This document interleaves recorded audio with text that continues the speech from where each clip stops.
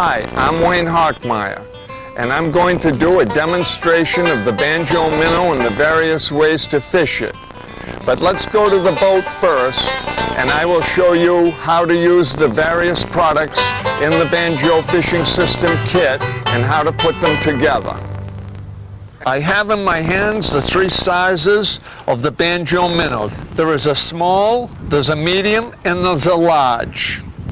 Now, if I was going to fish the small banjo minnow, I would use 2 to 4 pound test. I really wouldn't like to go bigger than that. 6 would be the most. If I was going to do the medium size, that of course could be fished with 2 pound or 4 pound, but most people would fish this with 6, 8, or 10 pound test line. Most of the time, they would use a spinning rod and possibly a spin caster for these 2 small size minnows. The larger minnow can be fished with up to 12 pound test. That is a good size for the bait caster. The banjo minnow is used with a nose hook, and I'm going to show you how to put a nose hook together. The first thing you want to do is get a pair of needle nose pliers, and I like needle nose pliers because they're small at the tip and they enable me to work very easily. There are 2 types of corkscrews. There's a large size and a small size, and there are 2 sizes of hooks, a large size and a small size. There is a number 8 hook and there's a number 6 hook. The number 6 hook is the largest hook. You can put the larger size corkscrew on the smaller hook and vice versa. For the purposes of this demonstration, I'm going to use the larger number 6 hook because it's easier to see. The first thing I want to do is put the O-ring on the hook. So I slip it right over the point of the hook and down there. The next thing I want to do is take the big corkscrew and put that right next to the hook, right there. I want to then take a pair of needle nose pliers and close the opening on the corkscrew so that it will not come off the hook. I just pinch it closed. Next thing I want to do is put another black O-ring on the hook. I like to put the O-rings on each side to keep it in place so that the hook doesn't catch itself in the bait. Now, some people only use one on one side or the other, and actually some people don't even put them on a nose hook, but I like to help prevent the bait from hooking itself. Now that I have the hook tied to the line, I'm ready to attach the minnow. I just push it right in the front and screw it right in. And I put it sideways. The next thing I'm going to do is put on the banjo weed guard. I take the rubber weed guard and I slip it in the eye of the hook. If the opening is a little too big, I take my pliers and sometimes I just crimp it to close it a little so that the weed guard doesn't pop out. Once I have the rubber band weed guard in the eye, I take it and I put it over 2 fingers like that, and I pull it up and set it behind the barb of the hook, and I've made the hook weedless. And now I'm ready to fish. I have in my hand a number 8 banjo hook, and I'm going to now use the banjo nose weight, and I'm going to show you how to assemble it. I simply take it, stick it on, take my needle nose pliers, and crimp it shut. I make sure that it won't come off. Now I'm ready to put the minnow onto the nose weight. Put the weed guard in place, and I'm ready to go fishing. I'm now going to show you how to rig a banjo jig to use with the banjo minnow. Take one of the O-rings, slip it right over the point of the hook. This side of the O-ring, I take my corkscrew and I pinch it closed. I'm going to use a medium-sized minnow and screw it right in. But this time I'm going to leave it in the vertical position so it will look like it's feeding as it comes across the bottom like that. I don't usually put this on its side. I usually like it where it's a feeding minnow as it goes across the bottom. Here's a trick. Always on any hook, make sure that the hook point is below the rubber band by feeling like this. And if you are going out and you ever find it popping off, if you take a pair of pliers and just twist this down, push the hook point down so it is just below the rubber band, the lower you push it, the more weedless it is. But usually when you hook it up, it'll be just right. I'm going to show you how to put a banjo rattle together. You take a corkscrew, slip it in to the circle,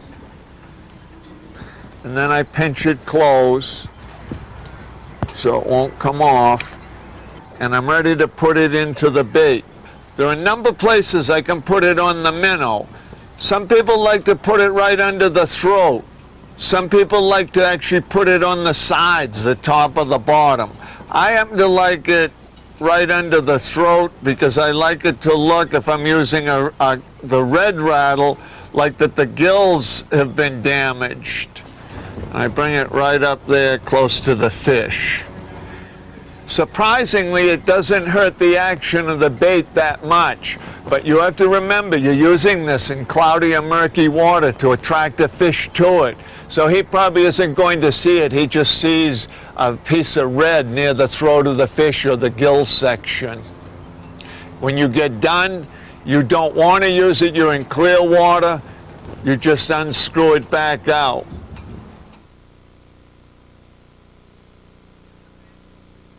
In the banjo fishing kit, there's a live bait hook.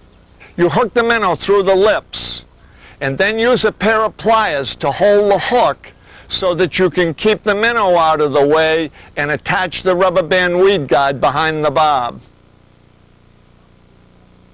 Some people like to put on a black O-ring to keep the minnow positioned at the bottom of the hook. We're ready to go fishing now. The minnow is rigged and it's on a rod, and that is the first thing I'd like to address. You want to use a stiff rod, and by that I mean a very fast action tip. Not heavy, but fast action, because that way you can impart a lot of action to the minnow as opposed to a whippy or spongy type rod. I'm using 8-pound test and a medium-sized minnow. And the first two retrieves, I'm going to use a reflex response type retrieves. The very first retrieve is what I call the skipping retrieve, or racing it over the top of the water like an escaping bait fish. I keep it up right on top, jumping out, going fast as can be, like it's trying to get away from another fish. I use the skipping retrieve on bluefish or when fish are very hungry and very active, and I can cover a lot of water with it and they will grab anything they see. But normally fish are not that aggressive, and I'm fishing other species of fish that want and need a slower retrieve. And that is the second retrieve, and I call it the swimming retrieve. The swimming retrieve is a jerking type swimming motion. I jerk the bait and I wiggle the rod tip as I jerk it, which makes it swim. It's just under the surface, and it creates a wounded, escaping type of action. It is really used when fish are hungry or they can be induced to hit because they just reflexively bite it. The third retrieve and the fourth retrieve are very different retrieves. They are genetic response retrieves, and they are the retrieves that other fishing lures don't do. They are a complete stop and go retrieve to create a spastic action. Now the first one is the simplest of all, and it is probably used by more people than any of the other retrieves. I simply cast out and I jerk and I create slack. Jerk and let it go slack. As I do this, I watch my line, because when I create the slack, a fish might pick it up and I wouldn't know it. You must have that lure completely go on its own, and the slack does that. As you pop it and create the slack, the lure takes off on its own and creates a very lifelike action. It's what makes this lure so different from other lures. You reel other lures. This lure, you don't really reel it. You jerk it in, and as you jerk it and create slack, you reel the line, or take the line you've created, that slack, and put it on the reel. Never just reel the minnow, because you kill that spastic action when you do that. You want that minnow to take off on its own, to go left, to go right, and to flutter die. And you can fish a fair amount of water doing this. You're creating a genetic response type movement on top of the water again and again and again, and you can cover a lot of water. But sometimes fish just won't come up. The dying crippled minnow is done like this. You cast out and you let it die. You just let it sink.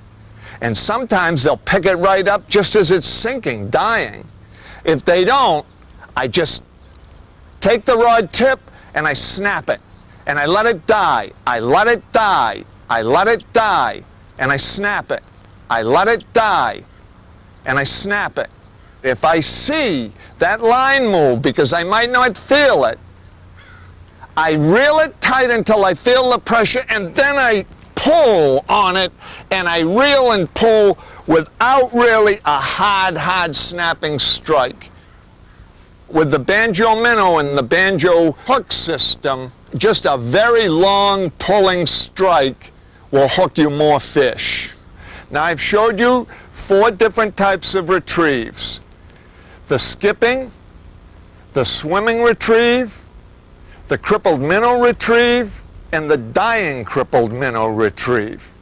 As every fisherman knows, you have to have confidence in the bait you're using. And believe me when I tell you, the banjo minnow really does catch fish. It is a superior fishing lure. When I go fishing, the first thing I do is go high and fast. And by that I mean I want to cover a lot of water. I want to present the bait to as many fish as I possibly can. So I'm either skipping or swimming the minnow just as fast as I can do it and make it look lifelike. But if I don't get bites, I slow down. I start to slow down. So a lot of times I'll start with a skipping. I don't get bites, I'll go to the swimming. And if I don't get bites, I go to the crippled minnow retrieve, the jerk and stop, jerk and stop.